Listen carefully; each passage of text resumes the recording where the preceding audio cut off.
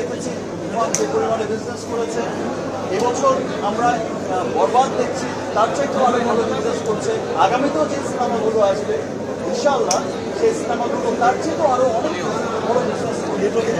আমি আপনারা একটা বিষয় লক্ষ্য করলে আমাদের পার্শ্ববর্তী দেশেই দেখবেন যে তাদের বড় ইন্ডাস্ট্রিতে এক সপ্তাহে 100 কোটি টাকা সেল হয়েছিল, সেটা ছিল তাদের কাছে বিরাট বড় ব্যাপার তৎকালীন সময়, এবং তারা খুব এক্সাইটেড ছিল এই 100 কোটি টাকা সেল নিয়ে।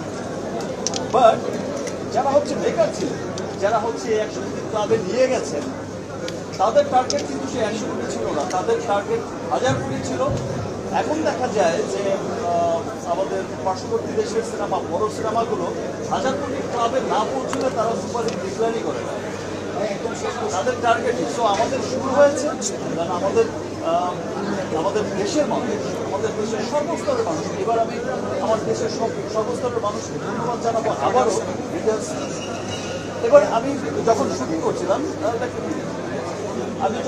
করছিলাম এই কিছুদিন আগে, এই কয়েকদিন আগে আমাকে কিছু মানুষ এসে যখন বললো, তারা সিনেমার কোর মানুষ, তারা যখন এসে বললো যে দিস ইজ দ্য ফিল্ম যেটা গুলশান থেকে গুলিস্তান সবাই দেখছে। প্রথম কথাটা গুলশান আর গুলিস্তান দুই জায়গায় তো সিনেমা হল নেই, গুলশানও সিনেমা হল নেই, গুলিস্তানও সিনেমা হল নেই। ভাই ব্যাপারটা ওই রকম না, মানে গুলশান টু গুলিস্তান মানে সব শ্রেণীর মানুষ, সেটা যেমন আপার ক্লাস যেটা বলছে তারা, গুলশান মিনস আপার ক্লাস বোঝাতে চেয়েছে, আর গুলিস্তান মিনস কিন্তু সাধারণ মানুষকে বোঝাতে চেয়েছে, আমাদের মতো normal পিপলকে।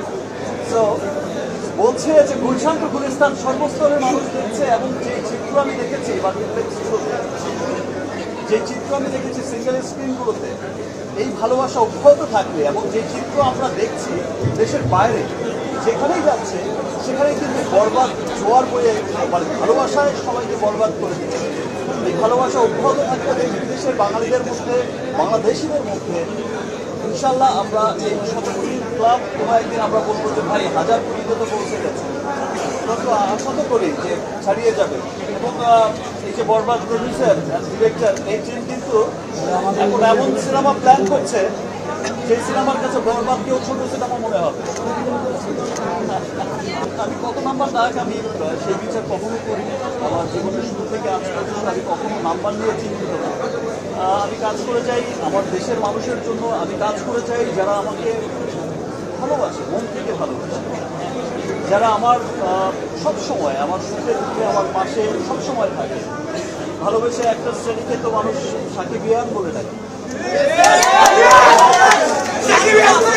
I love Shakibiyan. Thank you. I love Shakibiyan.